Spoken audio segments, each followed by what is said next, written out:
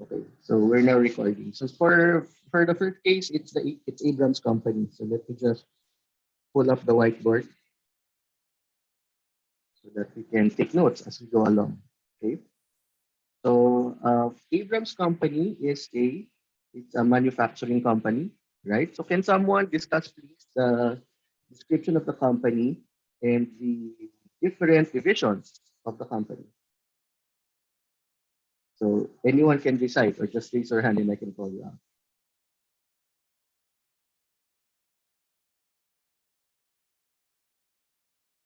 So the first question is what are the business lines or business description of the company?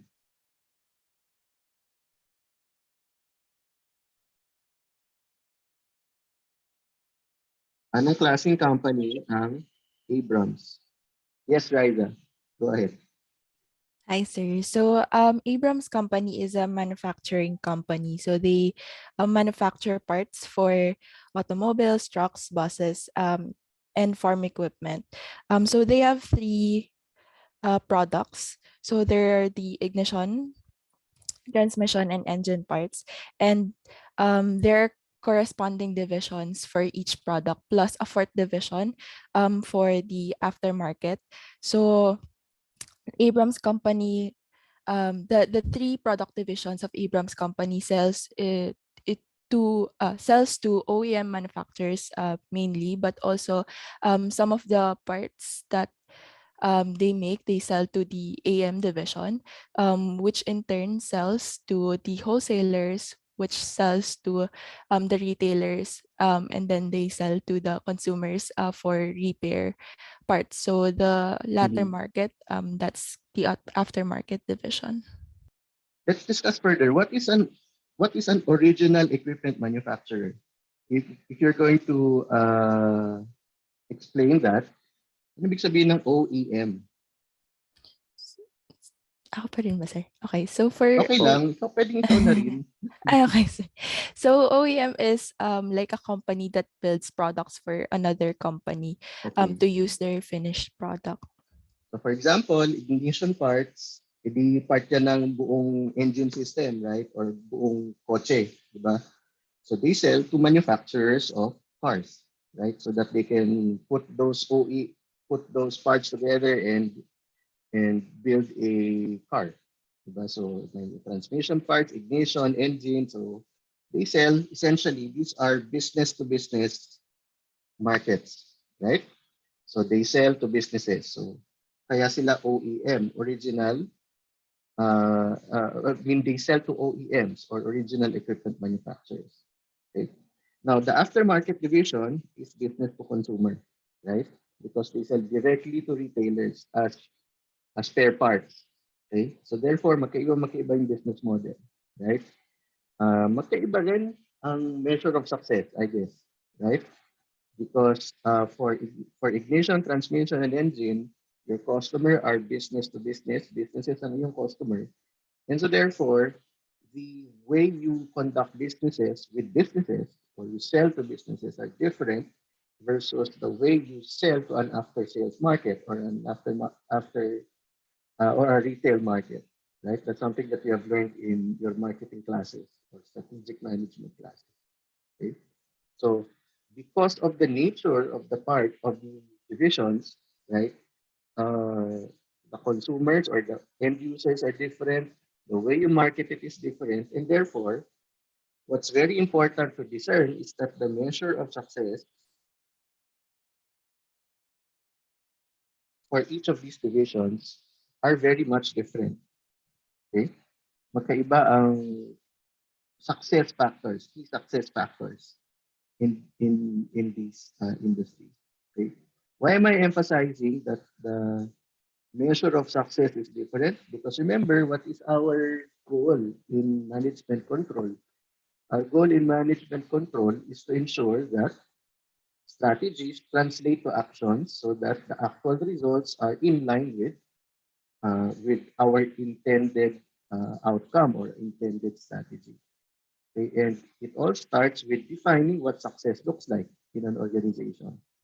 Because you will now have to design uh, design input, throughput, and output controls, no? So that actions of people within organization contributes towards that idea or that measure or that intended outcome of the strategy. Okay, let's discuss that. What are the key success metrics or not success metrics, but key success factors muna, factors, not the metric. The key success factors daw in these different visions.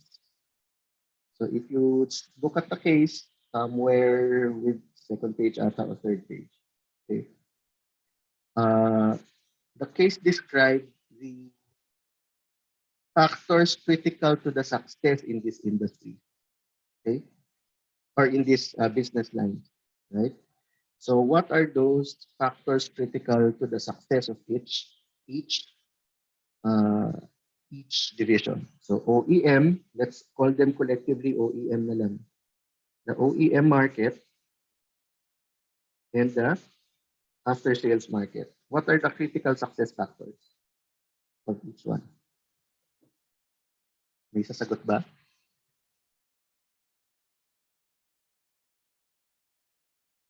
Yes. Go ahead.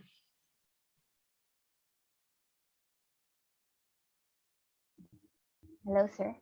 Hello. Yes, go ahead. Okay. Based on the case, the critical success factors for the OEM market would be the ability to design innovative and dependable parts that would match the customer's quality the customer's specifications, Mm-hmm. meeting delivery schedule requirements so that the OEM could minimize their costs their inventory costs and controlling costs as well. And for the aftermarket business naman, it would be the availability of the availability of the parts uh, to the wholesaler, followed by the quality and the price of the products. Okay. So thank you. Thank you for that summary. Okay. So for OEM, since this is a business to consumer business, right? So ano yung critical success factors? Ability to design or innovate according to the specifications of the customer, right? Since your business to consumer, more likely your products are or can be or should be customizable, right? Because kunyari, pwedeng merong mga specific uh, request ang Hyundai versus Toyota for a specific part, right? Because Hyundai, Toyota, etc., they have their own technologies, they have their own design, and your ability to adapt to their designs is critical for the OEM market. Okay, so this is a critical success factor. Of course, they need to meet delivery schedules kasi part sila ng supply chain ng automobile industry, right? So and your consumers, which are, sorry, B2C, B2B pala, B2B. Okay? Your business customers, they are also, anong characteristics ng business customers mo? They are large companies, right? So if you look at the Porter's five forces, actually, you're in the OEM market, okay? Your customers have a high bargaining power in this case, right? Bakit mataas ang bargaining power ng iyong uh, customers in the case of the OEM market? Because they are large. There are only a few companies that you can sell to. Konti lang naman ng automobile companies, eh, right? Or something like that. So they usually have larger orders, right? And large orders means that you are more beholden to them, and therefore it creates pricing pressure, with respect to the OEM market. Okay. Um, they also have to meet delivery schedules, right? And I think very important is controlling costs. So very important in the OEM market, right? Because if they control costs, because if you imagine the OEM market has a high bargaining power of your customers, So your customers will try to squeeze you in terms of margins, right? So kung nag-squeeze sila in terms of margins, how do you maintain your gross margin? The only response that you can do is to lower costs, right? So that you can have a better gross margin. Okay? So those are the success factors in the OEM market. So if you imagine, the OEM market is very cost competitive, right? Because there are also other OEM manufacturers. Okay? Meron pang iba na competitors ang Abrams company. At since they still have competitors, their customer, which are large accounts, can always shift to another supplier. Kasi lahat naman sila kayang mag-design according to the specifications of the OEM manufacturer. Okay? So, yun yung classing market ng OEM. Okay? And when you go to AM naman, the consumer, which is the retail market, okay? Ano ngayon yung success factor sa AM or the aftermarket? Availability of parts, then quality and price. Okay, so of course, have to be price competitive. The quality also, I mean, that's normal in any product. But a key is availability of parts, right? Just like any fast moving consumer good, right? So if you're Procter and Gamble, for example, no, the availability of stocks sa sari-sari store or sa groceries, those are very critical success factors for sales. Kasi kung may stock out, hindi mabibili, di ba, ang iyong produkto. So, similar to that kind of market, which is direct to consumer, availability of parts is still critical. Okay? Now, given that these are the key success factors of the two industries, let's discuss the composition of the sales of the company. Okay? Can someone describe the composition of sales of the company?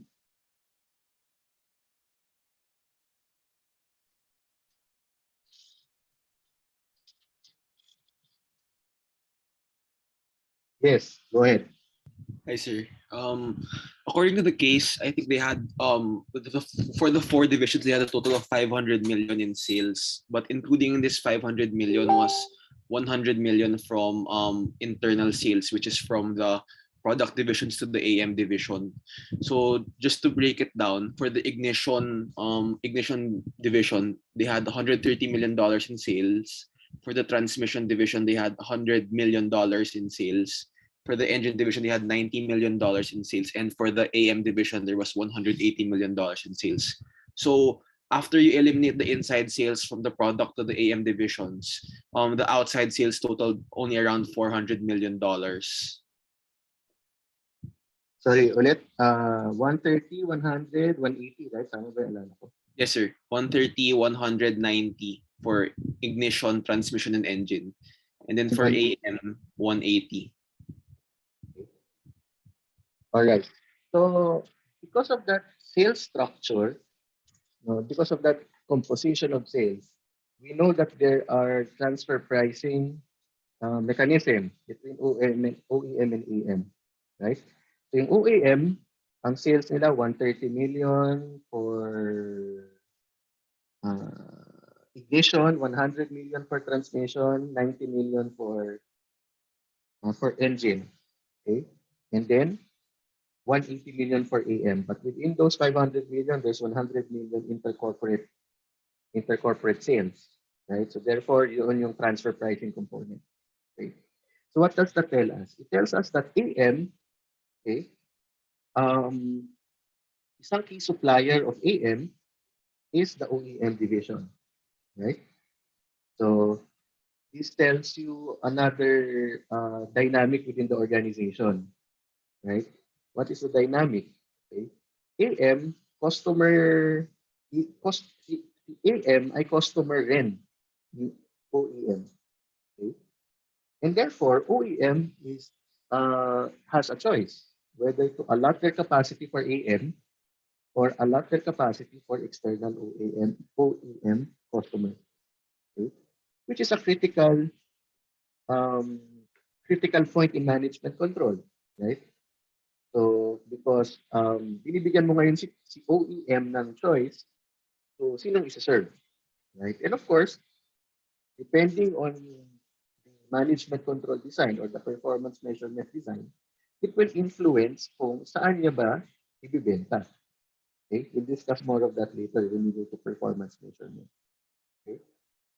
Now, AM, on the other hand, sources its products from OEM, right? OEM division.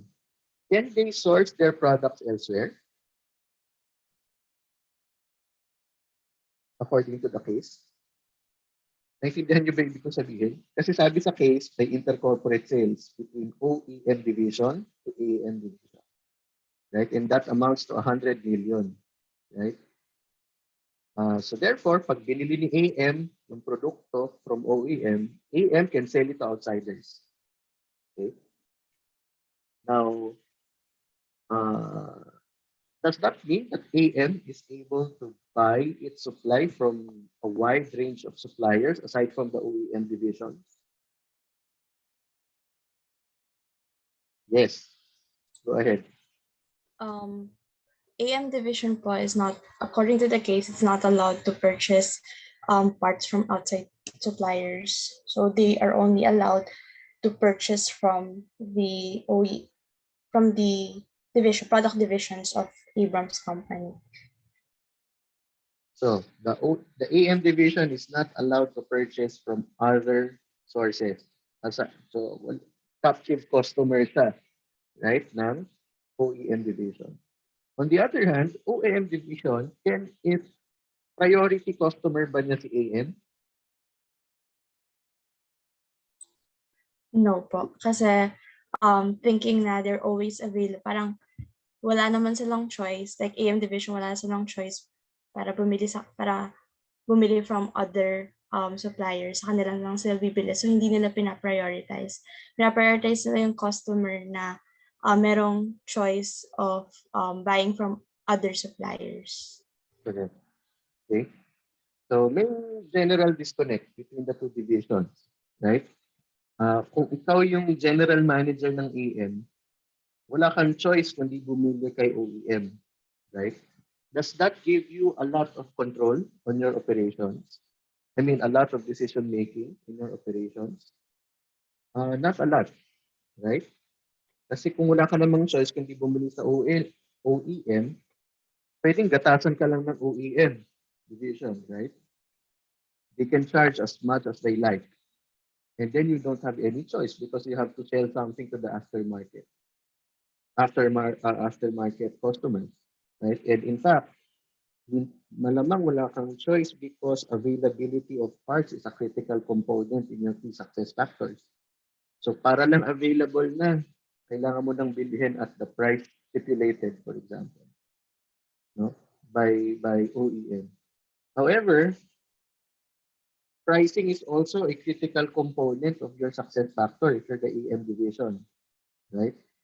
So kung pricing sa aftermarket is also a critical success factor, but you cannot control where you are sourcing your goods or the products that you're selling, then it gives you little control over your own operations, right? And it gives you little opportunity to be successful, no, in growing your business. Okay? Kasi mapipilitan kang bumili because it has to be available.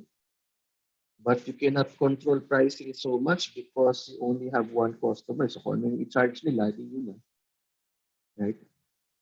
And if you imagine, mahirap maging successful if you're the general manager of the AM division.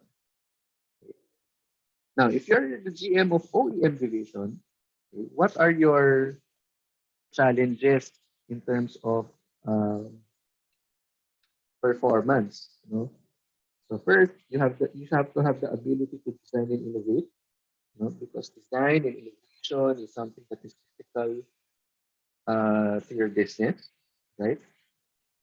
You have to meet delivery schedules, okay, and you have to control costs.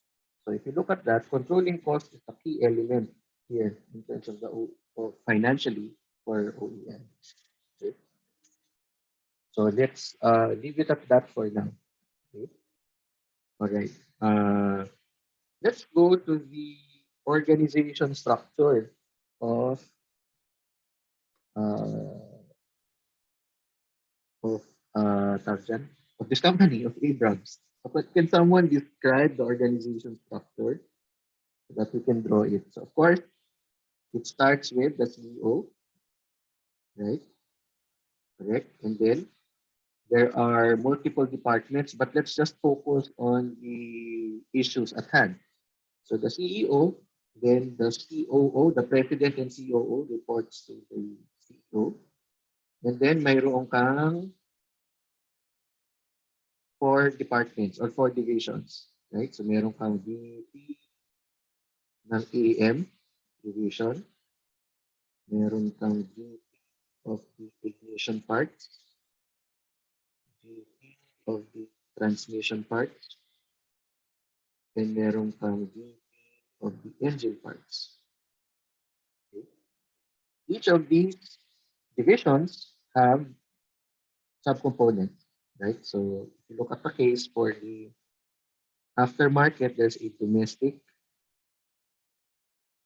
na section siguro yan or department. Then there's a foreign department. For VP, for ignition parts, merong plant na department, saka merong sales. And then the org structure is the same for all OEM, plant, sales. Plant, sales. Right? So yan yung organization structure or partial org chart of the actors in this case. Okay? So my next question is, can you identify the responsibility centers in this org structure? Ano-ano ang responsibility centers in this org structure? So that we can apply the concept of responsibility centers. So, binigyan ka na, ito yung org structure. As we mentioned in our lessons, org structure does not necessarily correspond to the responsibility centers. Okay? In this case, it might, but you have to identify it. Okay? So, responsibility centers is how accountability is being assigned in an organization, right? And the org structure is simply how you're organized in terms of reporting lines. Okay? So what are the organization structure, responsibility center structures for this company? Hindi siya binanggit directly in the case, but we can deduce based on certain elements in the case.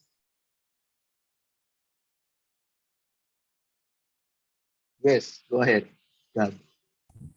Yeah. For the under each product division, they have a sales component. So I would say that those are all revenue centers because they're Okay, and because was that how was that implied in the case that the sales divisions here are revenue centers? The goal of this division was just to coordinate with OEM, with manufacturers and like sell products to them. Meanwhile, meanwhile the plants are their expense centers or like the cost centers, since they're the ones who produce the items that are being sold to the manufacturers. Sorry, can you repeat that? Medyo nag-choppy on my end. Hello? Hello, I can hear you now. Yeah. Are the cost centers, sir? The plant. Yes, sir. Okay. When Do you guys agree?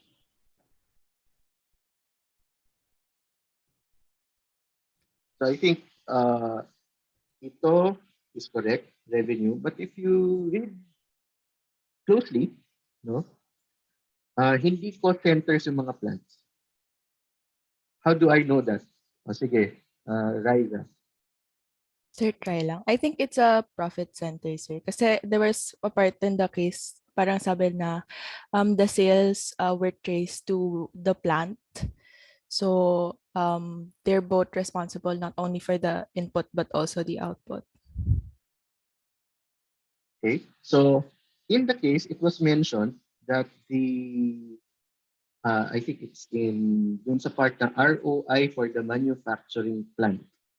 Okay, so each product division's OEM sales were traced to the plants that made the parts.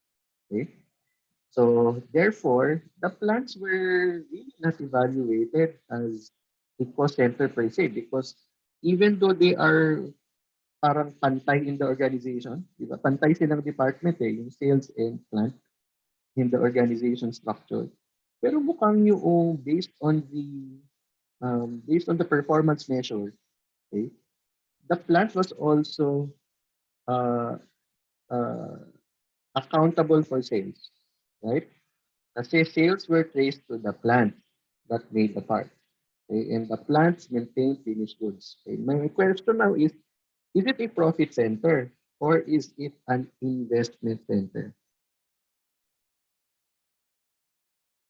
Kasi we have established na ang sabi nila, sales are traced to the plants. Okay? So, of course, kulang yung information for us to really fully conclude that way, pero at least yun ang sabi, na sa planta, ang measurement ng sales were traced to the planta. So, ibig sabihin, kung accountable siya sa sales, right? But my question is it a profit center or an investment center? Yung planta itself. What do you think?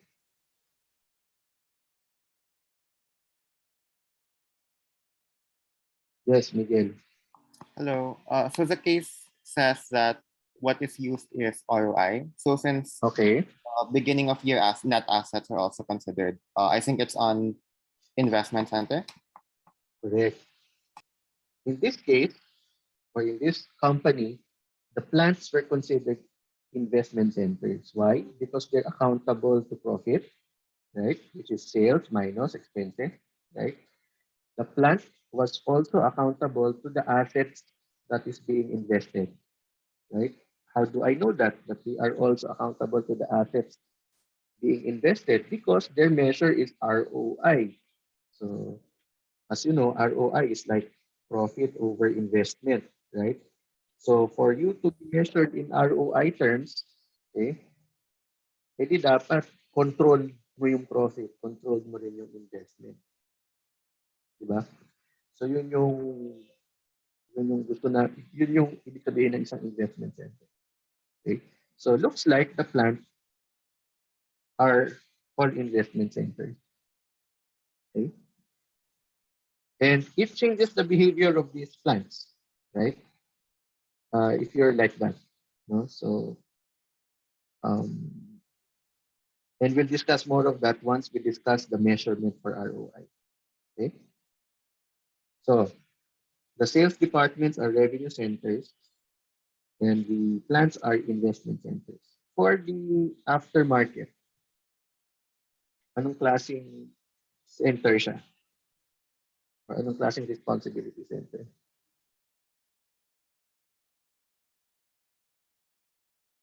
Anyone? Yes, go ahead, Paula. Hi, sir.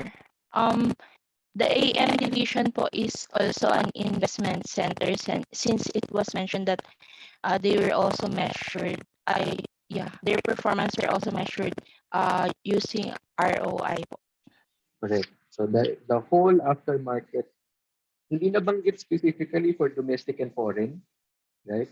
But it was mentioned that the AM division is an investment center.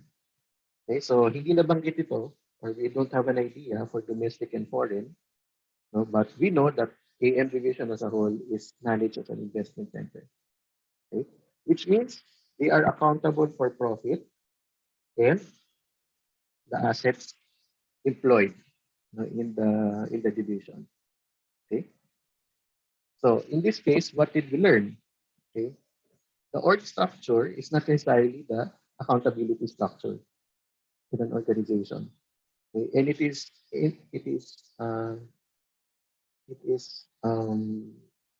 exemplified here in the case of the plant and sales for every division of the OEM market. Okay? Traditionally, plants will be just in charge of cost, right? And sales departments will be in charge of revenues traditionally, right? But in this case, the investment, they tagged the plant as an investment center. Bakit kaya? What, anong pwede niyong maisip na reason kung bakit kaya nila tinag yung mga plants na investment center? Okay? We're not saying that it's the correct way, but let's try to link back. Okay? Bakit kaya nila naisip na gawing investment centers yung mga plants? Yes, Reden.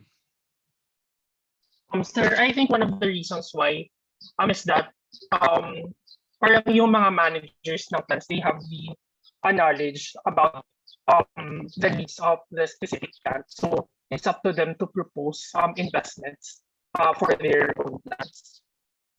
Correct. So yung investment part, yun yung parang nabanggit mo na they know what kind of investments they need to do in their own plants. So it makes sense itong investment part.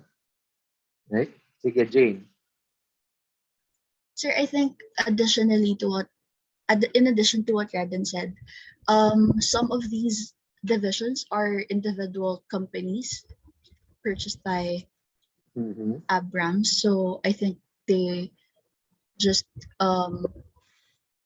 retained it that way, the management control system of those companies, because they think it will be beneficial.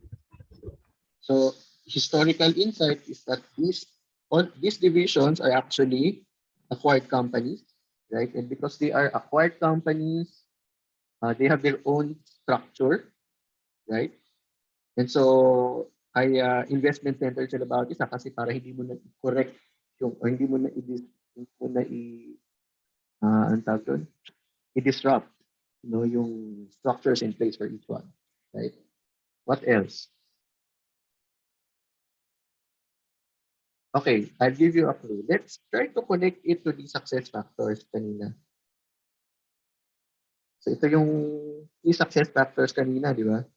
Right?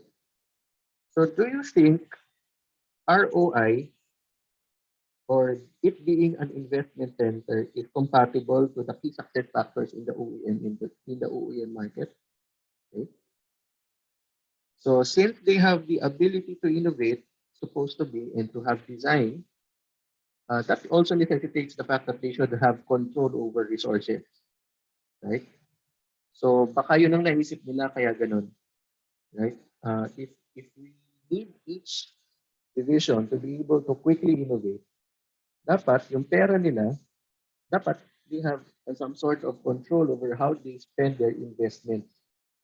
Kasi they have to control, if they have to control the design, they have to control also investment so that they can implement this design or they could perform innovation. So ito, parang ito. I'm not saying na ito nga, hindi ko naman sila kilala, di ba? Pero baka yun yung reason why they have to have control over assets. Okay? They have to have control over cost, right? Because obviously, controlling cost is a critical value enhancing component in the OEM market. So, kung isipin mo, ano yung ROI formula? Ang ROI is profit over investment.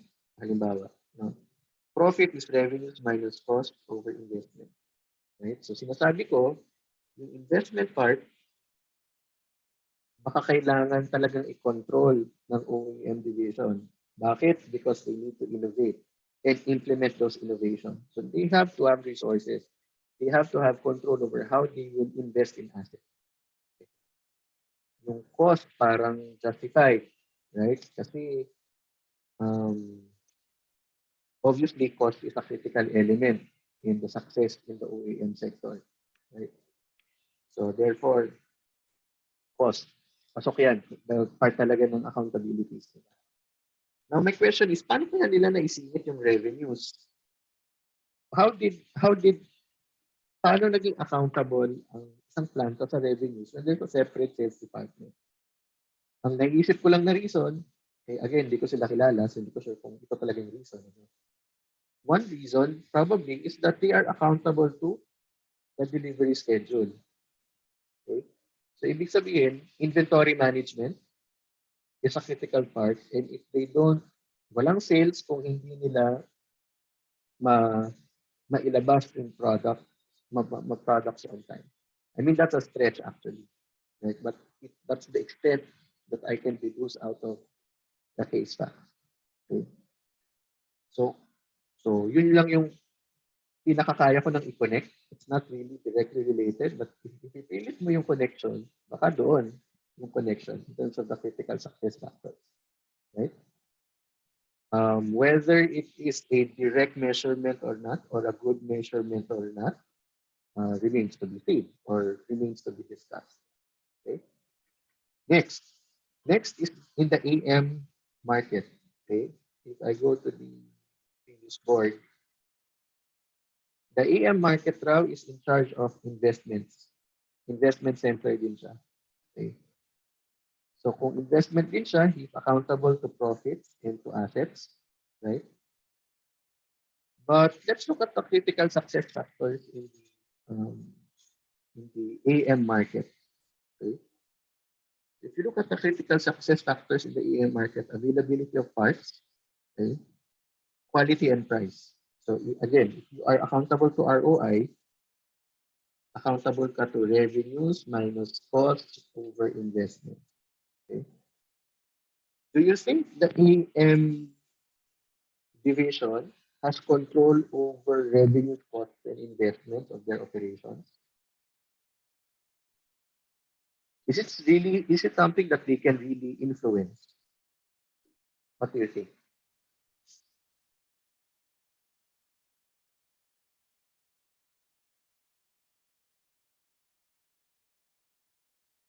So kanina, ang ginawa ko for the OEM division, kinonect ko yung ROI as a measure, as a formula, right? Kinonect ko siya sa success factors in the sector or in the industry, right? And we're able to identify na yung cost directly talagang related to the success of the success in the industry. Investments, yes. Revenue to some extent, no, but not fully. Okay. For the AM market, can we trace the same parang connection between components of ROI and critical success factors in the AM market? Yes, Andre.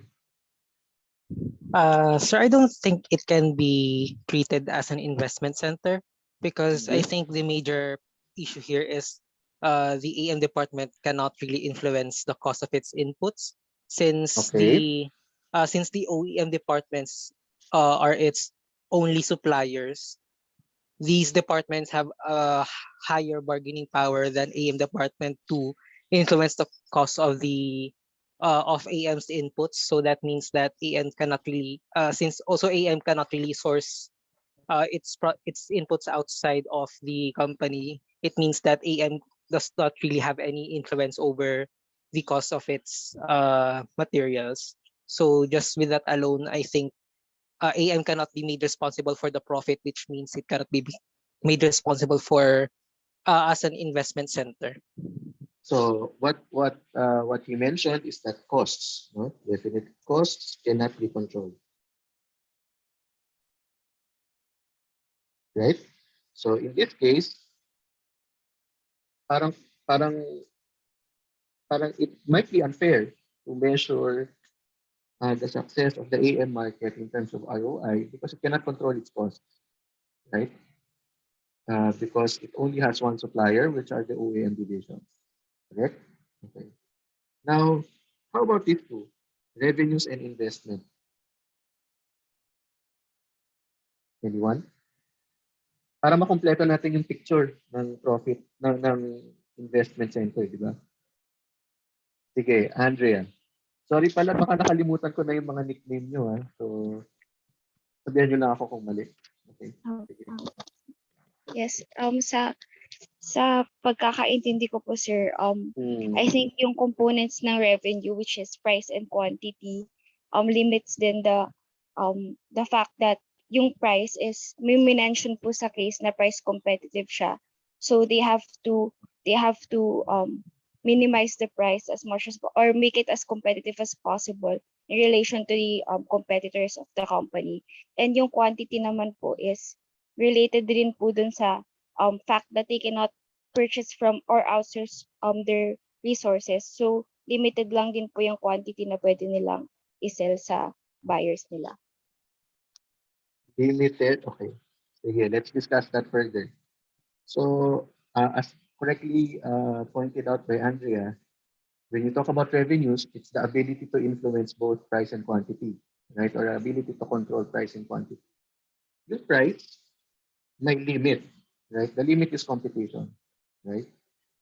And but actually, lahat naman may competition, right? All industries have competition, no? Or virtually all of them have competition, and therefore you have to really also compete in terms of price.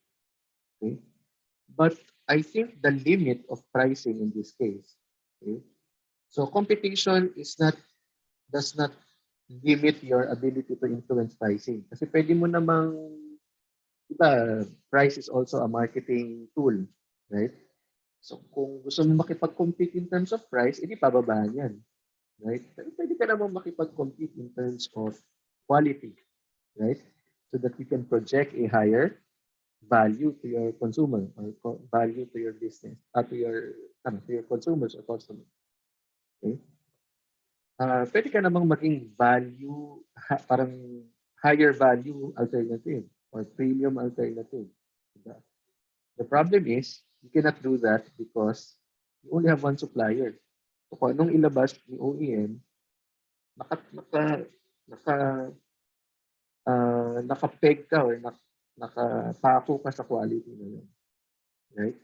And so therefore, medyo nalilimit din yung pricing strategy mo. Kasi hindi mo mabago yung inputs or hindi mo mabago yung cost, yung inventories mo or the quality of inventories. Kasi kino-consider ka lang na secondary customer ni OEM. Right? It was mentioned in the case, right, that hindi naman priority si AM. Diba?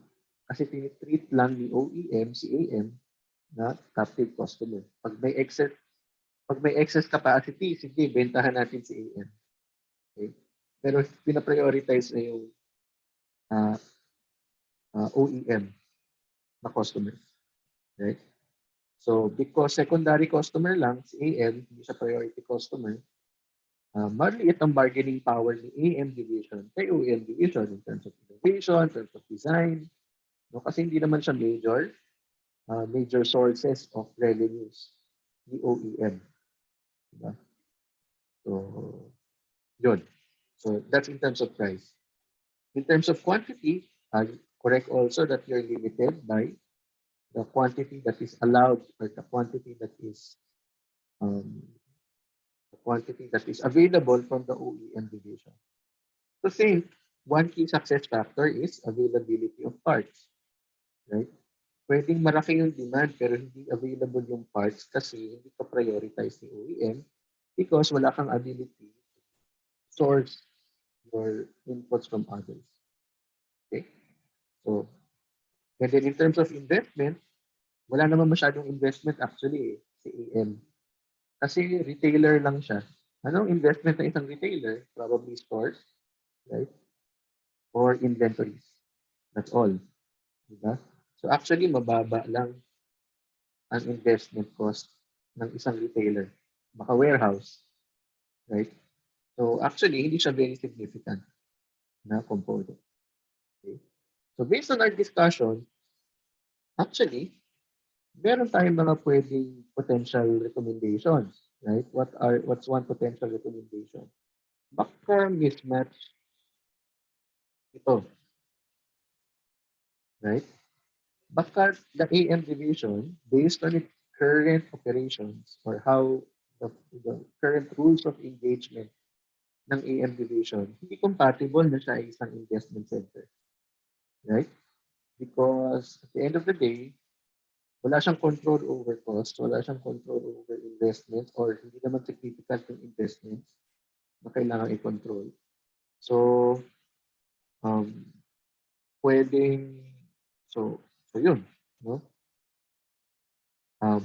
One option is it could be purely a revenue center. Okay? Right?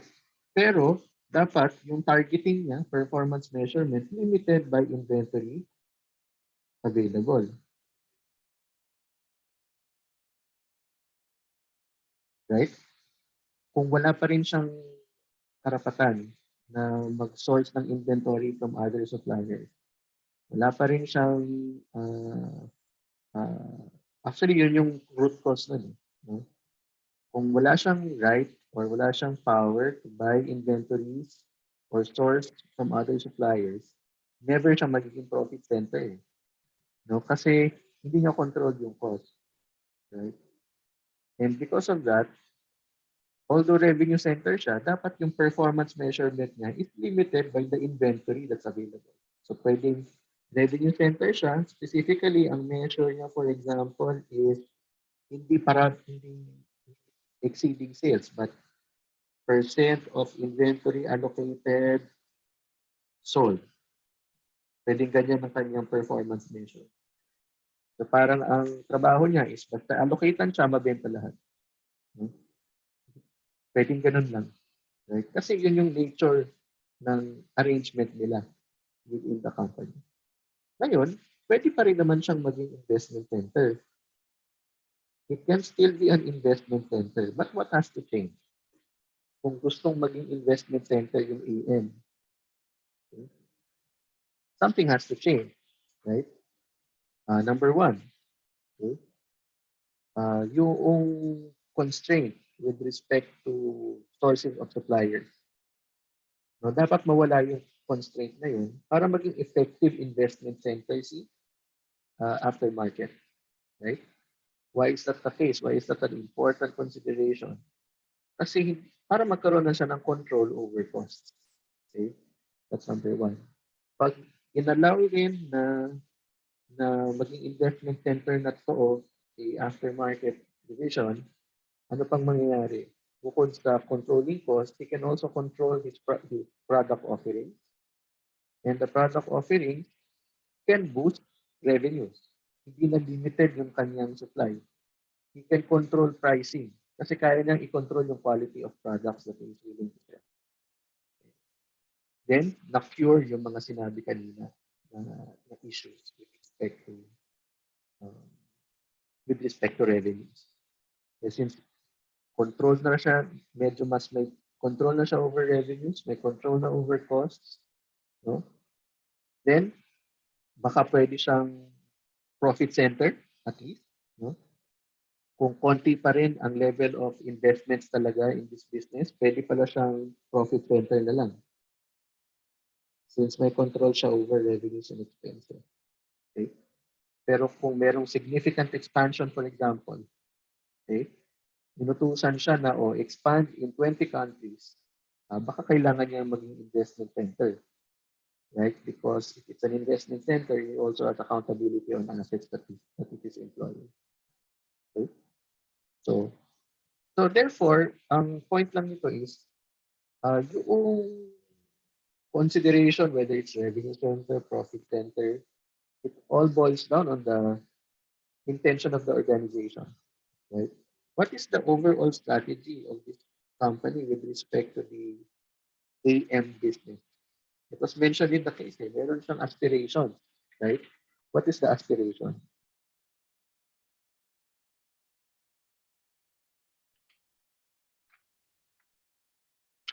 Yes, go ahead. Um, from what I remember, sir, one of the management's goals was to increase the portion of the AM sales to outside customers by 50% of the total outside sales of the company. Correct. So very bold yung aspirations ng company with respect to AM sales. Right? Because ang gusto niya, 50% of the total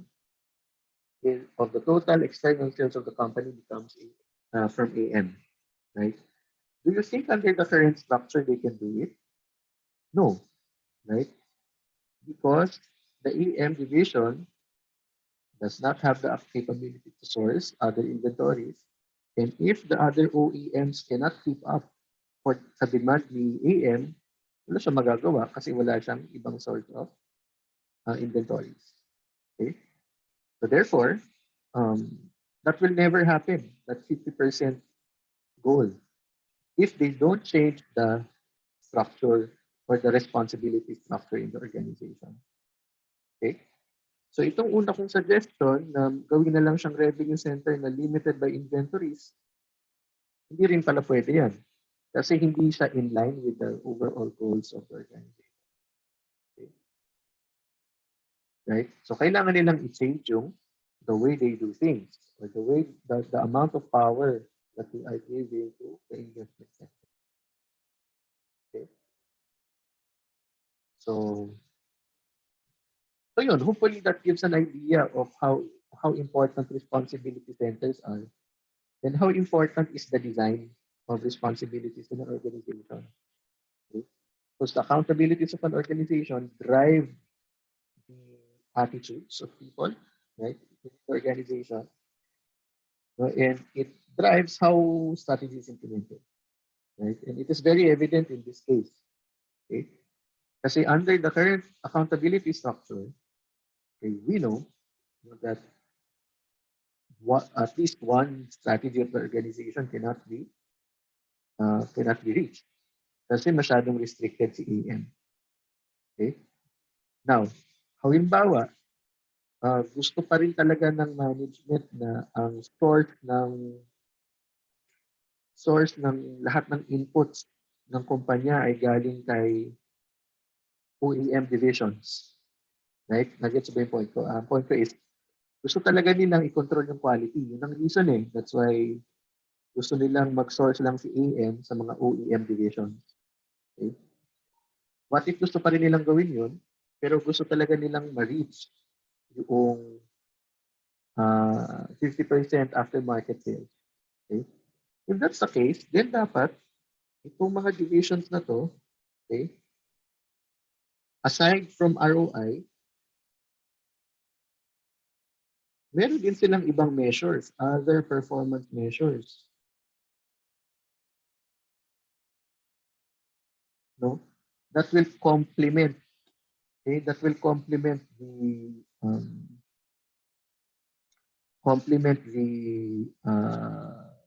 attainment of the goal of the organization. Okay? Halimbawa, yung attitude relating to na sila ay captive customer lang. No? Right? Dapat i-consider nila si AM market as a customer on equal footing with OEM. Okay? With their business-to-business customers. Okay. If that's the case, then if the attitudes change, then magkakaroon ng true tension within the organization and because technically AM can be of the same footing as the Toyota, for example. Kasi the after-sales market is so huge. Right? So dapat pwedeng maging mas malaking market ngayon after sales at the end of the day.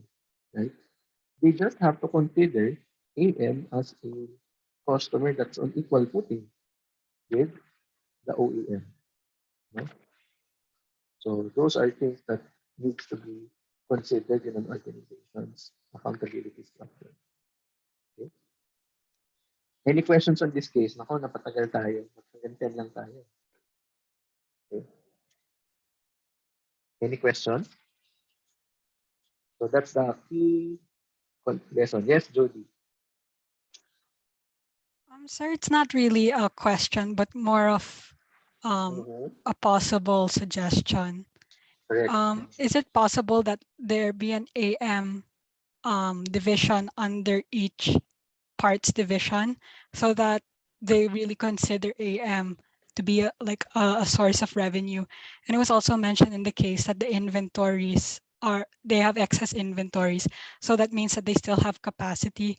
And at the same time, AM is struggling with having availability of parts so that they can ensure that the excess inventory that they produce goes to the needs of AM.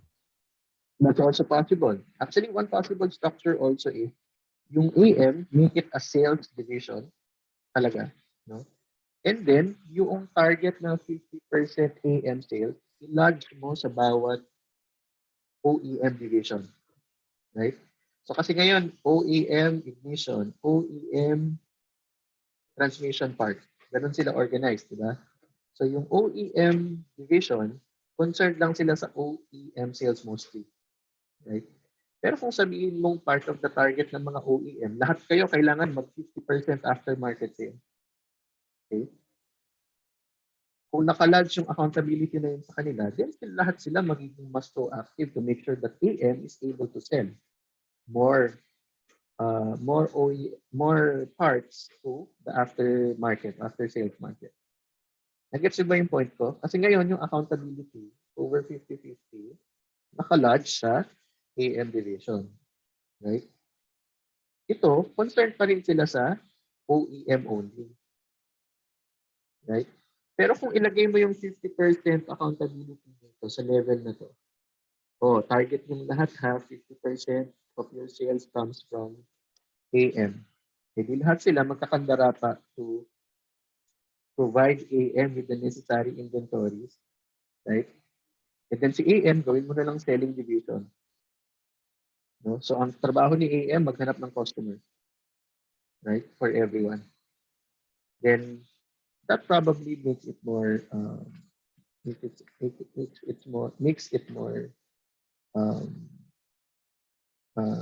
more in line with the strategies of an organization. Okay.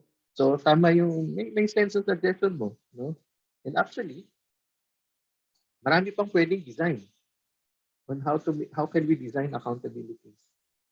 No? I'm sure you can think of other modes of designing accountabilities to ensure that the overall goal will be implemented.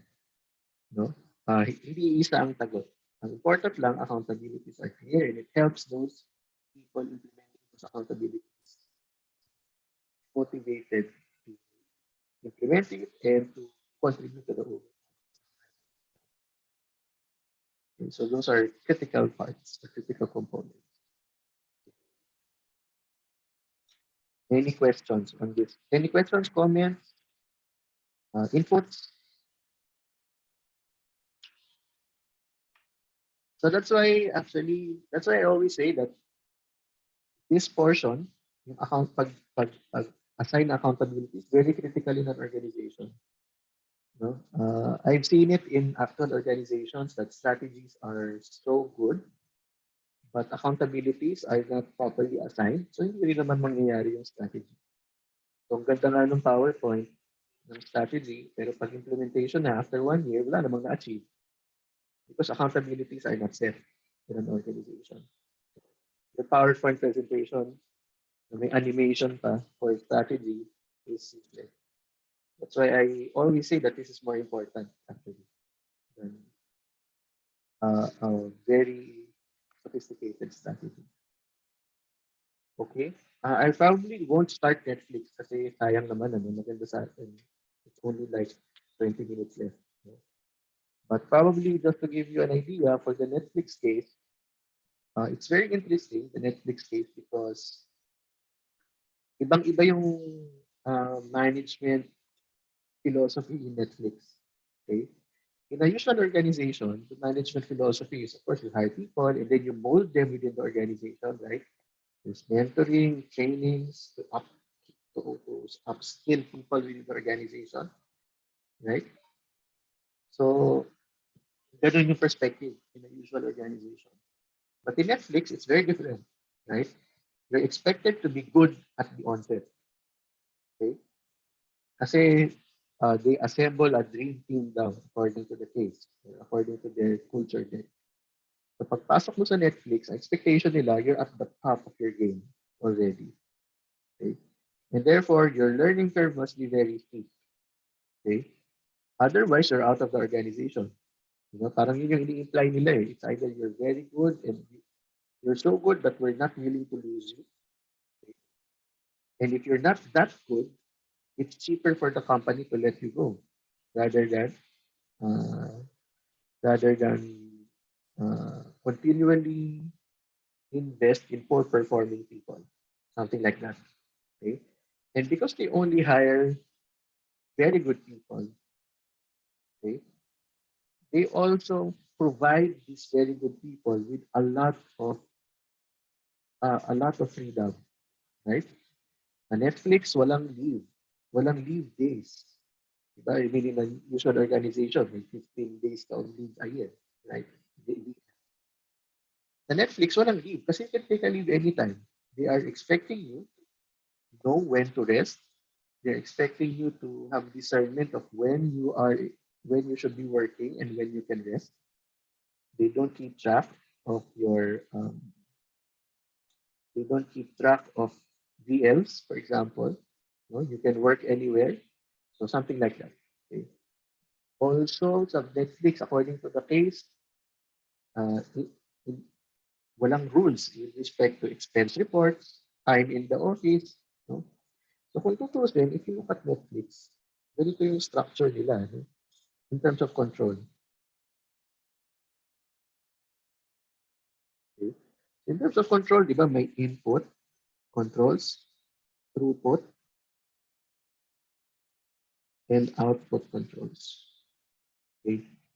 In Netflix, input controls are very strict. Okay? They have a high standard for the employees that they hire. Very high standard. They expect you to be perfect when you go in. Okay? So even though high ang input control nila, pagpasok mo naman sa organization, very low ang throughput controls or yung controls within processing. Right? Kasi wala nang rules on VL. Yung expense report, parang yung pag-reimburse, for example, uh, walang specified rules or limits. Ang nakalagay na rule lang is if it is to the best company of Netflix, you can reimburse it. Best company, best interest of Netflix, you can spend for it and reimburse it. Ganun lang yung kanilang expense rule. Samantalang in other organizations, ang dami-daming limit. You can only reimburse A, B, C, and D. The amounts that you can reimburse is only 200 pesos for A, 500 pesos for B. So there are a lot of rules or structure in place. No? But in Netflix, go ang throughput. There is less structure within the organization. Okay? And they're doing that because mataas na yung input. Mataas yung input control nila eh. Not everyone can get in. Only very good people can get in, so we can trust them with less structures. And even though Netflix puts less structure in terms of processes, very high naman yung output controls nila. Right? Performance appraisal is direct. Right? It is a very important part of the process or of promotions within the organization, etc. They are strict on promotions. Okay? So ang structure sa Netflix, high, low, high in terms of input, throughput, and output. In a normal organization, dito mas high. And probably dito low. Okay? Sa input control. So, for example, you grad ka. No? Sa Netflix, di ka makapasok if you're new grad because you need to be at the top of your game. Right? Pero, in a normal organization, willing to train people.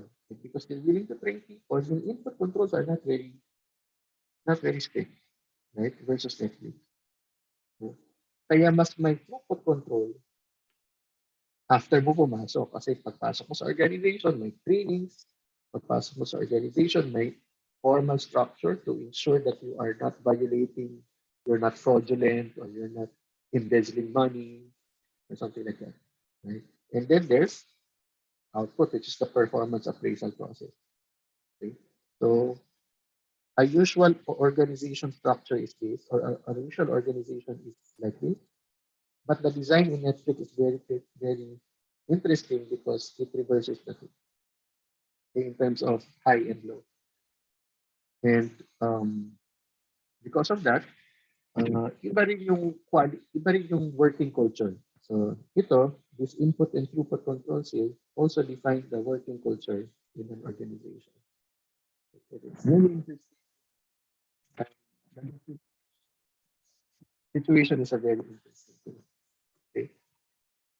So probably we'll just cover this in the next subsequent session. I mean, we have other sessions like this, so we can just catch up there. Okay. I think we can stop here. I mean, any questions or any comments about what we discussed today?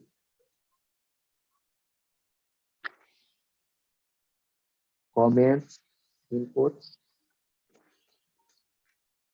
So hopefully this discussion was able to bring some or ground the discussion, the lecture materials that we're able to view the past few days, and give you also a sense of how to approach cases like this.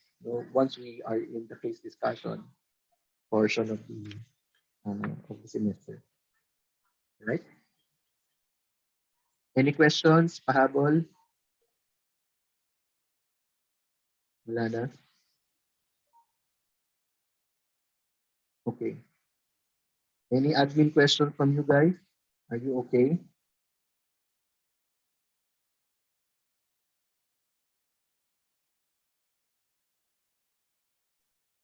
Okay.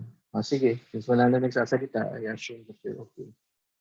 Okay, so the next time I'll see you is cases na. So that's after the reading break. Okay. So we'll finish all concepts before the reading break, and then we'll apply them all after the reading break. Okay. And hopefully we'll have lively discussions on those presentations. All right. Sige. Thank you. Bye. Thank you, sir. Thank you, sir. Yes, sir.